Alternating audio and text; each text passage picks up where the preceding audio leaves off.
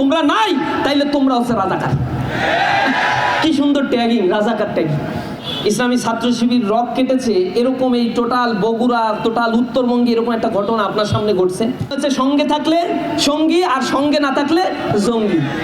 5 আগস্টের পরে হঠাৎ গণেশ উল্টে গেছে, তখন আমরা আবার রক কাটা হয়ে গেছি, স্বাধীনতা বিরোধী হয়ে গেছি। তাহলে রক কাটা স্বাধীনতা বিরোধী কেন বলে, এটা কি বুঝতে এই প্রজন্মের আর একটু বাকি আছে? শুধুমাত্র সেই মানুষেরাই ভালো করতে পারে যারা এই আদর্শ মনের ভিতরে লালন করে যে ভোগে সুখ নয়, ত্যাগেই প্রকৃত সুখ। যারা দিতে পারে, দিতে শেখে, তারা সারভাইভ করতে পারে। যারা দিতে শেখে না, শুধু নিতে শেখে, তারা টিকে থাকতে পারে না। এই পৃথিবীর ইতিহাস বিশ্লেষণ করে দেখবেন, পৃথিবীতে যারা দিয়েছে তারা অমর হয়ে আছে। কেউ যদি রেল স্টেশনে দাঁড়িয়ে নিজে স্বপ্ন দেখে এখানে একটা বাড়ি বানিয়ে এসি রুম লাগিয়ে এরপরে আমি বসবাস করবো, এটা বোকার স্বর্গে বসবাস করা। কারণ ট্রেন আসলে তাকে যাত্রা শুরু করে এখান থেকে চলে যেতে হবে। সুতরাং দুনিয়ার ক্ষণস্থায়ী জিন্দেগি আমি জানি, পৃথিবীতে এসেছি একটা নির্দিষ্ট সার্টেন টাইমের জন্য, আবার আমি চলে যাব। সুতরাং পৃথিবীকে নিজেকে আগে গড়ে তুলবো পৃথিবীর মানুষের জন্য, মানবতার কল্যাণের জন্য। আপনাদের ভিতরে কে কে দেখছেন এই 12 বছর জীবনে ইসলামী ছাত্র শিবির রক কেটেছে এরকম এই টোটাল বগুড়া, টোটাল উত্তরবঙ্গে এরকম একটা ঘটনা আপনার সামনে ঘটছে? একটাও ঘটে নাই?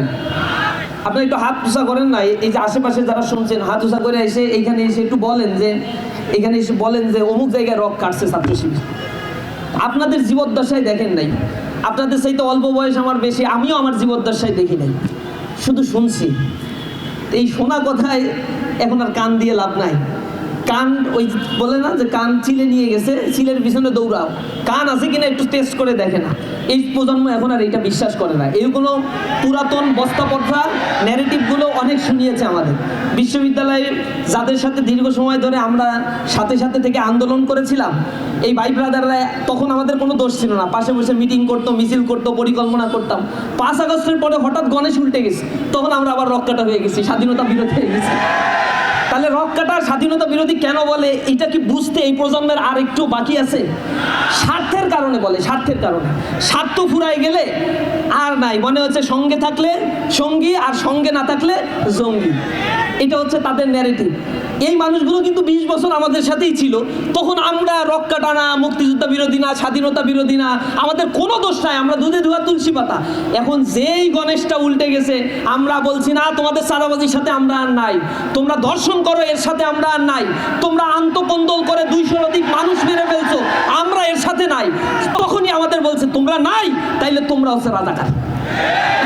কি সুন্দর ট্যাগিং, রাজাকার ট্যাগিং।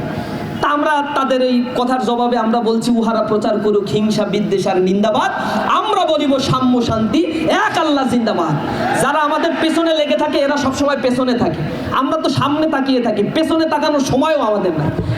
তারা আমাদের নিয়ে গুজব ছড়ায়, ট্যাগিং করে, বুলিং দেয়, শেমিং করে, আদারিং করে, আমরা তাদের দিকে থাকিয়ে অনুকম্পার হাসি হাসি, আমরা হাসতে হাসতে আমাদের কর্মগুলোর পরিকল্পনা আমরা তৈরি করি।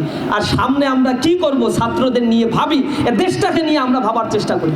তাদের পেছনে লাগারও কোনো দরকার নাই, তাদের কথার জবাব দেওয়ারও কোনো প্রয়োজনীয়তা আমরা ফিল করি না।